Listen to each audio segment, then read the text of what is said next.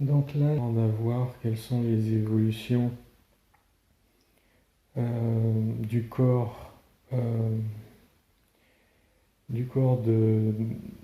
l'être humain sur la nouvelle Terre, les évolutions futures. Donc, on me parle d'abord de la pilosité. Euh, Progressivement, le corps euh, va perdre de la pilosité. Les cheveux vont disparaître progressivement, la barbe également, et puis toute la pilosité dans pratiquement tout le corps, même tout le corps, va progressivement disparaître. Ensuite, le corps va s'allonger, sa la taille du corps va augmenter progressivement. Alors ça, c'est sur une échelle de plusieurs siècles, hein. Euh, la taille va augmenter progressivement jusqu'à environ 3 mètres 50, 4 mètres de hauteur. La taille, la, la boîte crânienne va grandir. Elle va, euh, Elle va doubler ou tripler progressivement. Euh, les yeux, les yeux vont s'agrandir. Le nez va se réduire, devenir beaucoup plus petit, mais restera présent. La bouche va rétrécir, notamment parce que l'alimentation physique, l'utilisation de la bouche pour parler et pour manger, ben, en fait, ce sont deux activités qui vont se réduire de plus en plus. C'est-à-dire que l'être humain va se nourrir plus, on va dire, de prana, d'énergie cosmique, et passer à une alimentation de plus en plus liquide d'abord, et avant de quasiment plus manger d'aliments physiques. Et donc, ben, tout ce qui est mastication, dentition, etc., ça devient progressivement de moins en moins nécessaire. Donc, et puis, la parole va continuer à être utilisée, mais de plus en plus, les échanges se font de façon télépathique, d'où d'où aussi une réduction d'activité de l'appareil vocal. Tout ça fait que en fait, la bouche, la zone buccale et les cordes vocales et tout ça, ça va s'atrophier et se réduire énormément. Alors ensuite, au niveau du cerveau, euh, là actuellement, nous avons deux hémisphères qui sont bien séparés avec ce qu'on appelle le corpus callosum. C'est la zone qui fait la jonction entre les deux hémisphères cérébrales. Et bien en fait, c'est comme si cette zone de jonction va s'étaler, va s'agrandir, et en fait, C'est comme si les deux hémisphères se soudaient presque complètement l'une à l'autre et ne devenaient presque qu'une seule et unique masse cérébrale avec une taille et une connectivité bien plus importante. C'est pour ça aussi que la boîte crânienne va se développer pour accepter cette masse cérébrale plus importante. Ensuite, au niveau du cœur, au niveau du cœur,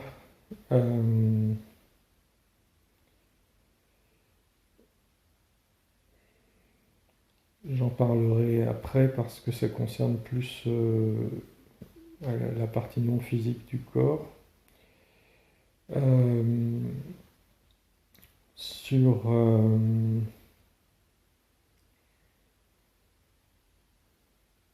le système digestif,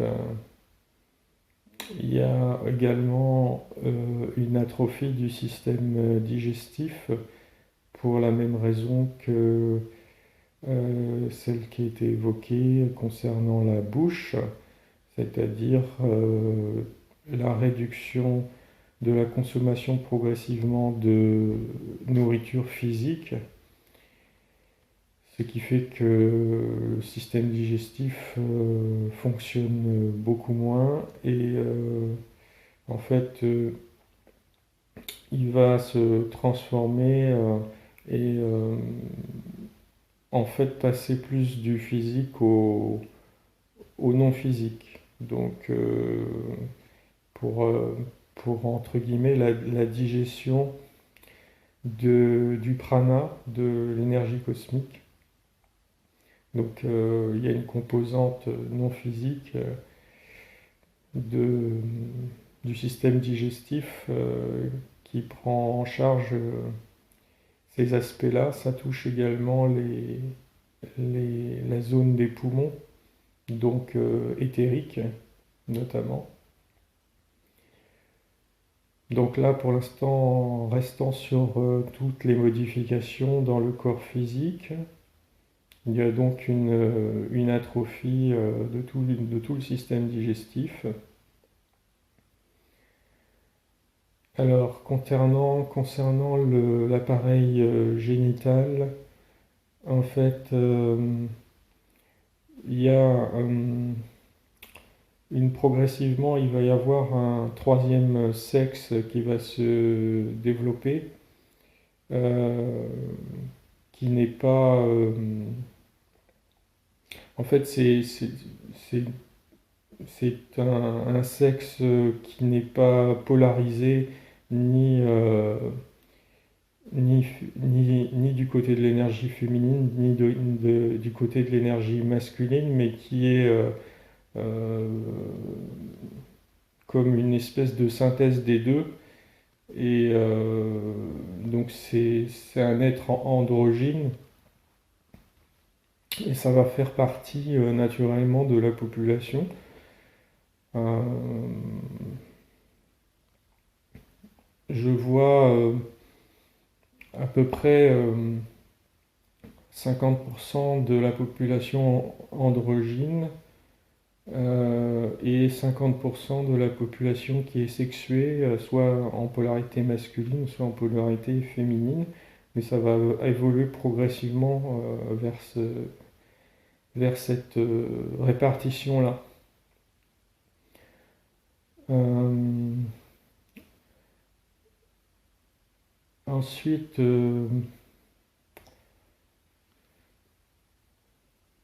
la musculature n'est pas forcément très très développée dans ce corps. C'est un corps plus fin, plus léger, et qui nécessite moins de muscles pour le déplacer. C'est un peu comme si aussi la gravité terrestre euh, allait s'alléger. Enfin, c'est comme si la gravité était réduite progressivement. Euh, c'est lié au niveau vibratoire, de la montée vibratoire de Gaïa. Et donc tout étant plus léger, ben, il y a besoin de moins de masse musculaire pour faire fonctionner et déplacer le corps. Donc il y a une légère atrophie musculaire par rapport à la structure musculaire que l'on a actuellement. Donc maintenant je vais parler des plans non physiques en parlant du corps éthérique. Donc sur le plan éthérique, déjà le corps est beaucoup plus harmonieux que le corps éthérique moyen de l'être humain actuel, qui est extrêmement pollué énergétiquement par l'environnement et puis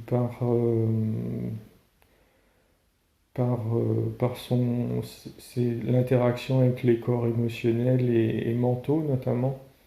Euh, les situations, beaucoup de personnes qui sont anxieuses, qui ont des troubles émotionnels, ça joue sur le corps énergétique, éthérique, et ça peut créer des disharmonies. Et donc ça fait un corps énergétique disharmonieux, alors que le corps éthérique de l'être humain de la nouvelle Terre progressivement va vraiment devenir presque limpide, vraiment cristallin. Il y a une forme de lumière pure qui va devenir la norme en fait. Et donc ça n'a rien à voir au niveau, j'ai envie de dire, esthétique. Si on regarde le corps éthérique de l'homme de l'ancienne Terre avec celui de l'homme de la nouvelle Terre et dans son évolution future, euh, il y en a un qui est plein de taches sombres, d'espèces de déformations locales, etc. Alors que ce corps de la nouvelle Terre, de l'homme de la nouvelle Terre, il évolue de plus en plus vers quelque chose de très, on va dire, presque plus gazeux et lumineux et surtout extrêmement limpide et fluide. On pourrait dire un cristal gazeux, si, euh, un cristal qui émane de la lumière, gazeux, cristal parce que, il y a vraiment une régularité, comme dans la structure d'un cristal, une régularité de la structure. Hein. Donc c'est vraiment très pur, quoi. C'est la pureté le premier mot qui vient quand on regarde ce corps éthérique de l'homme de la nouvelle Terre. Et cette pureté, cette régularité fait qu'il y a une connectivité très grande entre toutes les parties de ce corps éthérique. C'est-à-dire, ça forme vraiment une unité. Et ça, c'est vraiment par opposition au corps éthérique de l'homme de l'ancienne Terre, qui était un peu comme des parties qui étaient dissociées les unes des autres et qui n'étaient pas harmonieuses. Donc là, il y a vraiment une arrivée vers une harmonie presque parfaite, une unité complète à l'intérieur du corps éthérique, qui est le reflet d'une unité aussi à d'autres niveaux. Hein. Voilà, ensuite, eh bien, si on regarde, euh, il y a la composante neuronale au niveau éthérique de la connectivité neuronale. Euh, ben, cette unité hein, fait que ça, il y a une unité aussi dans la composante éthérique du fonctionnement du cerveau et donc aussi cette harmonie entre ce qui était avant l'hémisphère gauche et l'hémisphère droit. Là, ça forme vraiment une unité. Euh, donc, ça veut dire que l'être, il est moins dans soit l'analytique, soit l'intuitif. Il a intégré complètement les deux parties comme si c'était la même, les deux faces d'une même chose. Euh, alors ensuite, dans la zone des poumons et du système digestif, là, en fait, il y a une évolution du corps éthérique pour capter et assimiler de façon plus efficace l'énergie cosmique. Euh, je vois comme des espèces de tranches ou de tiroirs où euh,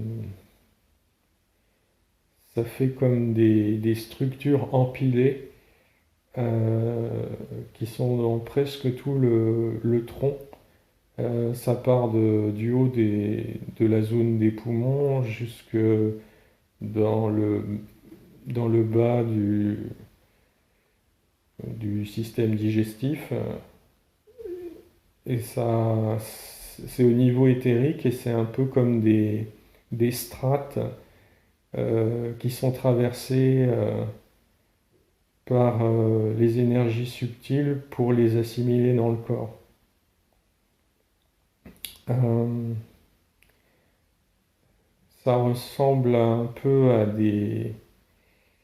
euh, des filtres successifs. Et chaque filtrage va faire une assimilation différente sur un plan différent avec des niveaux vibratoires différents. Euh, donc ça n'a pas grand-chose à voir avec la structure du système pulmonaire et digestif dans le plan physique, quoi. Euh, Si on regarde aussi la structure des chakras, des centres énergétiques, euh, c'est c'est beaucoup plus fondu, c'est-à-dire que dans le corps énergétique de l'homme de l'ancienne Terre, il y avait vraiment des chakras bien séparés les uns des autres, des centres énergétiques bien localisés. Et en fait, là, c'est beaucoup plus unifié. En fait, c'est presque comme s'il y avait un seul gros chakra sur l'ensemble du corps. Ça, c'est tellement fluidifié et tellement unifié qu'il n'y a plus vraiment de zones qui sont plus avec des flux plus importants au niveau énergétique que d'autres. Euh, donc ça veut dire que c'est comme si tous les anciens chakras étaient connectés complètement les uns aux autres, mais c'est même plus que ça, quoi. C'est une forme d'unification. Voilà, ensuite, si on regarde le corps émotionnel, bien le corps émotionnel, un peu comme le corps éthérique, hein, il est beaucoup plus harmonieux que dans l'ancienne Terre. Euh, Il n'y a plus, il y a plus les, les déséquilibres et les lourdeurs qu'il pouvait y avoir dans ce corps émotionnel. Et donc là, il est vraiment propre, entre guillemets. Il est clean, il est limpide. Alors, ça, c'est pas dans l'être humain de la nouvelle Terre, du début de la nouvelle Terre. C'est plutôt une évolution ensuite hein, qui va durer pendant plusieurs siècles, hein. Mais ça évolue vers vraiment une vraie harmonisation euh, de ce corps émotionnel. Euh, c'est pareil, hein, c'est un peu comme le corps éthérique, hein, il est vraiment limpide, lumineux et il est plus, comment dire, il est plus réceptif, plus vivant, c'est-à-dire qu'il est, on va dire, qui correspond un peu à l'hypersensibilité émotionnelle. Euh, C'est-à-dire que comme il est plus harmonieux, il devient aussi plus sensible. Donc, c'est, euh, ça veut dire que c'est l'être humain de la nouvelle Terre suffisamment évolué. Il faut qu'il soit dans un environnement suffisamment évolué où il y a peu ou pas d'agression sur le plan émotionnel parce que il est tellement sensible que si par exemple il était dans l'environnement émotionnel de l'ancienne Terre, il serait vraiment extrêmement affecté par tout ce qui se passe sur le plan émotionnel. Et donc l'évolution de ce corps émotionnel, avec cette hypersensibilité, ne peut arriver que dans un environnement qui est de plus en plus pur sur le plan émotionnel, avec un taux vibratoire suffisamment élevé pour que tout ce qui est d'ordre de basse fréquence, des agressions de basse fréquence soient quasiment réduits au minimum. Euh, Après, ça ne veut pas dire que l'être humain de la nouvelle Terre évoluée ne peut plus du tout arriver dans des environnements, on va dire, hostiles sur le plan émotionnel, mais à ce moment-là, il est capable de créer des protections euh, pour se blinder, entre guillemets, se créer une armure émotionnelle s'il en a besoin, par exemple, pour, par exemple, intervenir dans un conflit intergalactique et aider d'autres alliances, enfin une alliance pour, euh, pour protéger par exemple ou libérer des populations qui sont sous des influences d'êtres régressifs. C'est toujours possible, mais si on parle de l'être humain dans son environnement normal, classique, il est dans un environnement qui est vraiment très, euh, très apaisé et où il y a très peu de, d'agressions toxiques sur le plan psychologique ou énergétique. Donc le corps émotionnel est extrêmement harmonieux et en même temps extrêmement sensible. Maintenant, si on regarde le corps mental, en fait,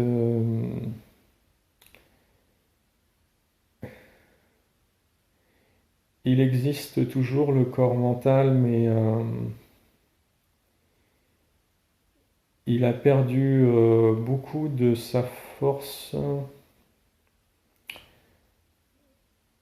du fait de l'harmonisation au niveau neuronal entre ce qui était anciennement les deux hémisphères cérébrales. C'est-à-dire qu'il y a une espèce de fusion avec...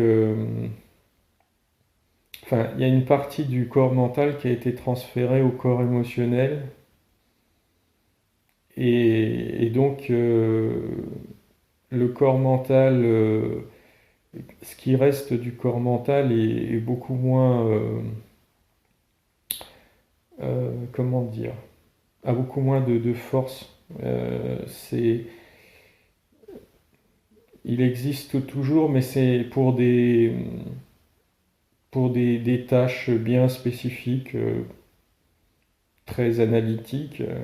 Il fonctionne de façon très efficace, mais il est moins, comment dire, sollicité. Voilà. Il est moins sollicité parce que le mode de fonctionnement de l'humain, de la nouvelle Terre évoluée, il est de plus en plus sur les aspects intuitifs, et puis la partie mentale est de plus en plus connectée à tout ce qui est intuitif. Donc l'analytique pure est de moins en moins sollicité. Il peut l'être, mais euh, en temps ordinaire, on va dire, en routine, une partie du corps mental a été absorbée par le fonctionnement intuitif et émotionnel. Voilà, ensuite, si on parle des corps plus subtils, ce qu'on voit surtout, c'est une extension euh, spatiale de ces corps, c'est-à-dire qu'ils rayonnent à plus longue distance, même s'il n'y a pas il n'y a pas de véritable frontière extérieure de ces corps, hein, mais ils ont quand même une sphère d'influence qui est plus grande par rapport à ce qui existait sur l'ancienne Terre. Ça veut dire que les êtres humains de la nouvelle Terre sont beaucoup plus connectés les uns aux autres. Euh, c'est comme si avant, chaque humain était une petite flamme de bougie, euh, et puis que sur la nouvelle Terre, en fait, euh, chacun est comme un petit soleil qui brille vraiment, qui éclaire tout l'environnement autour, et donc qui influence beaucoup plus encore tout l'environnement autour de lui et tous les êtres qui sont autour de lui. Donc il y a, il y a, il y a beaucoup plus d'inter, euh, d'influence de chaque être humain sur les autres. Ça ne veut pas dire qu'il y a une uniformité, mais ça veut dire que on est plus dans la perception des autres que dans l'ancienne Terre, parce que sur l'ancienne Terre, il y avait beaucoup plus de cloisonnement, beaucoup plus de comportements individualistes. Euh, et là, il y a beaucoup plus naturellement des- une certaine harmonisation, mais ça ne veut pas dire une normalisation. Ça veut dire que chaque être conserve euh, sa personnalité, sa spécificité, mais en même temps, c'est comme si les gens avaient presque plus besoin de se parler pour se comprendre. C'est ce qui arrive par exemple sur l'ancienne Terre fréquemment dans des couples qui vivent ensemble depuis longtemps. Ben, ils n'ont plus besoin d'exprimer quelque chose parce qu'ils ils se comprennent naturellement, c'est parce qu'ils ont une forme d'harmonisation énergétique et pourtant ils ont gardé leur propre personnalité chacun. Bien, ce phénomène-là semble comme si c'est une explication pour expliquer un peu ce qui arrive sur la nouvelle Terre, mais à l'échelle de l'ensemble de la société. Donc ça veut dire aussi que ça- il y a quasiment presque plus de conflits parce que cette compréhension naturelle se fait au-delà même de l'intention de projeter un message par télépathie. Ça se fait naturellement par le rayonnement des corps subtils de chaque être. Donc c'est vraiment une forte connexion entre les individus, et puis cette connexion va plus loin que ça, elle touche aussi la connexion à la nature en général, aux animaux, aux plantes, à Gaïa, et à tous les êtres cosmiques et intraterrestres. Il y a une harmonisation qui se fait. Et encore une fois, c'est pas parce qu'il y a une harmonisation qu'il y a une perte de personnalité et de spécificité de chacun, parce que cette spécificité, elle est intrinsèque à la création de l'âme. La source se divise en créant des âmes différentes, et chaque âme a sa spécificité de façon intrinsèque, elle la garde. Mais par contre, le taux, entre guillemets, de connexion entre les êtres eh bien, varie beaucoup dans l'évolution spirituelle, et cette connectivité, donc cette compréhension naturelle, eh bien, elle évolue, elle augmente sur la nouvelle Terre. Voilà.